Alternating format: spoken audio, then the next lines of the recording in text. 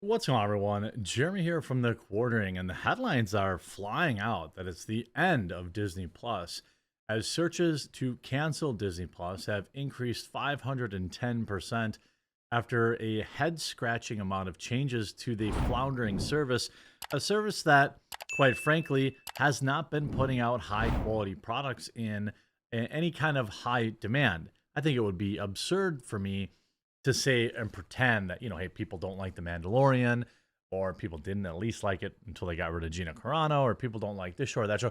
There are people who enjoy the shows other than the disaster that was Marvel Secret Universe.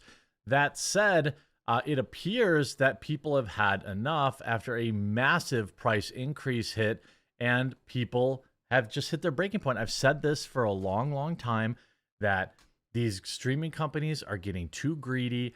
The economy is less reliable now than it was before. People are spending $100 up to $150 a month on streaming services, more than they were spending on cable. And with all the woke trash that's on the platforms, this is what you get.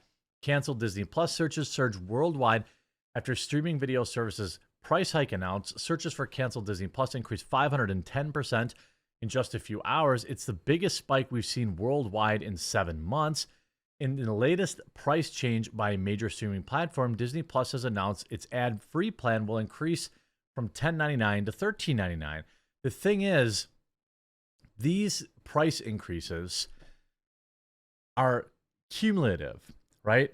YouTube Premium just had a several dollar price increase. Hulu had a price increase. Netflix has price increases. All these people, and you're looking at your bill and you're like, bro, I'm spending $120 a month and I haven't even opened Paramount Plus since Top Gun Maverick came out, or whatever the case is. People have had enough.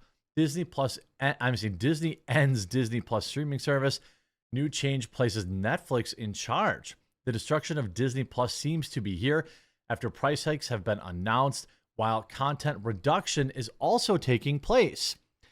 Recently, Disney held their Q3 earnings call, and here we saw the direct-to-consumer sales have increased 9%.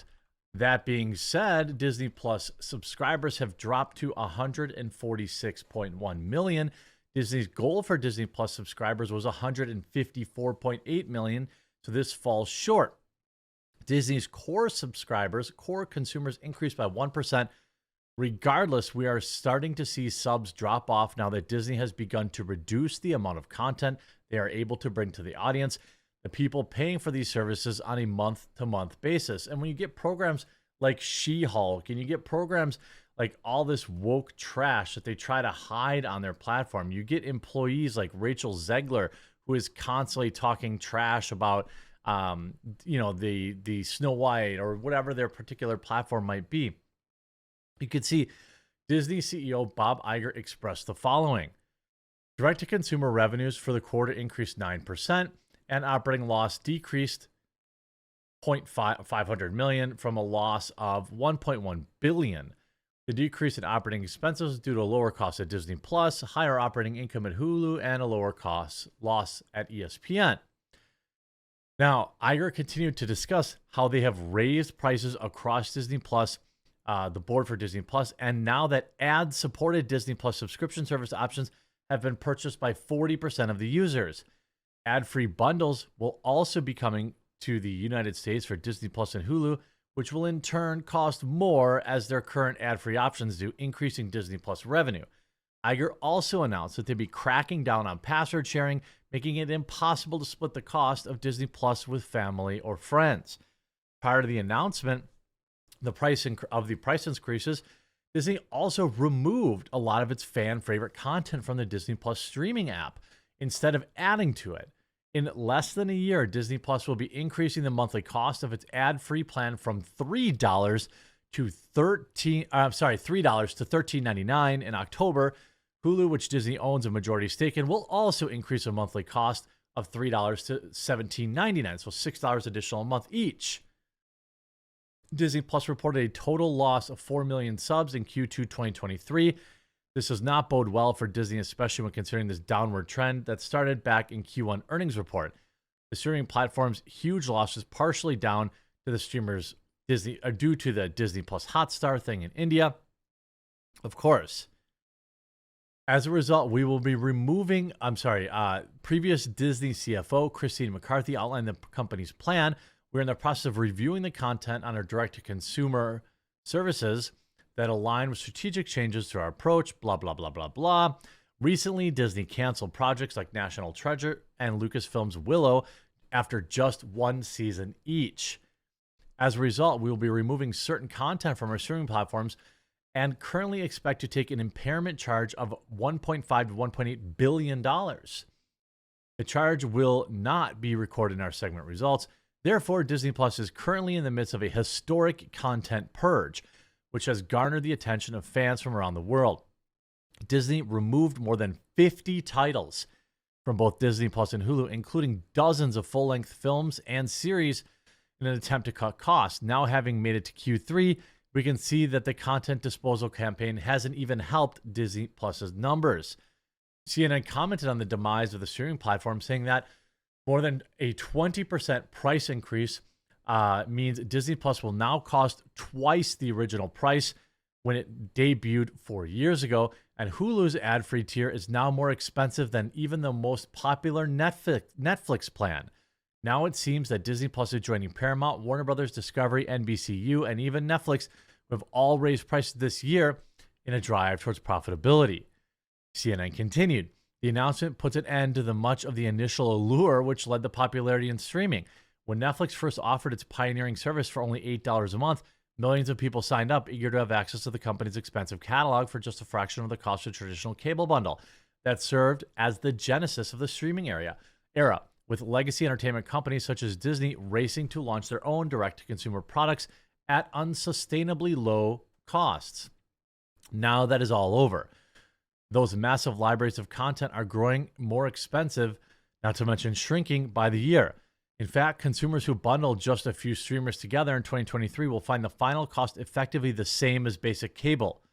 Couple that with the reality that the introduction of ads into streaming and the end of product eerily resembles on-demand cable. Now it seems that Disney Plus is just another channel on cable TV that you'll have to pay more for to erase the ads, which was the reason people pay for the service in the first place instead of watching cable. Prices are rising as content libraries shrink and subscriber numbers are dwindling. Netflix will be cheaper than Disney Plus, which is wild. And considering Netflix remains the reigning leader of the streaming wars, it may be one viewers choose to decide to keep and cancel certain subscriptions as more price increases continue. The price hikes are now causing users to cancel their subscriptions. One Disney Plus user said, "It's too expensive for me. I'm going to start subscription hopping between streaming services, only subbing to the service when it's a show I want to watch. I'll keep YouTube instead of cable." Others praised Netflix over Disney Plus for not removing original content that is not copyrighted. Many are assuming that upcoming contracts will try to lock users in, which will cause a major fall in Disney Plus subscribers.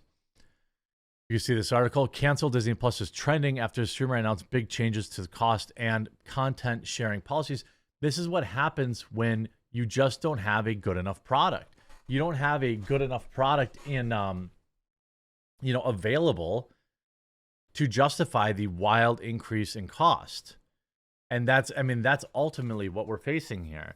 And you see all these articles here is Breitbart, cancel Disney Plus online searches spike after Disney hikes prices by more than 25%. And for what? For what? Loki? Last quarter, Disney lost 300,000+ domestic subscribers, a troubling and ominous development for a streaming service that is less than 3 years old and should still be expanding its sub base. Disney CEO Bob Iger has laid off an unprecedented 7,000 workers worldwide in an attempt to right the ship. The last time the phrase cancel Disney Plus spiked was when Disney Plus previously hiked prices last year, according to the No Deposit Guide. Well, eventually what's going to happen is they're going to keep raising these prices and people are going to hit their breaking points. With the hashtag Disney Plus schedule increase, I decided to cancel my subscription. I rarely use it anyways, but I cannot justify paying for it anymore for something I don't use. I was already planning to drop the ad-supported when my renewal happens after the news of the stupid price increase, but honestly, Disney Plus is the streamer I like the least because it's the least value to me. So I might just cancel altogether. And that's the end. And at the end of the day, that's really what the situation is that you just don't have any valuable reason. There's no reason to actually keep the service, because why would you? You know, it's wild that anybody would continue to pay for this as they continue to remove more and more content. This very well could be the end of Disney Plus. Have you decided to start dropping some of these services? It's just a click of a button. Also, if you're enjoying my coverage, I hope that I will have earned your subscription today. There's a subscribe button or a follow button right down below the video. I hope you'll click that. I hope you enjoyed this video, and we'll talk to you again real soon.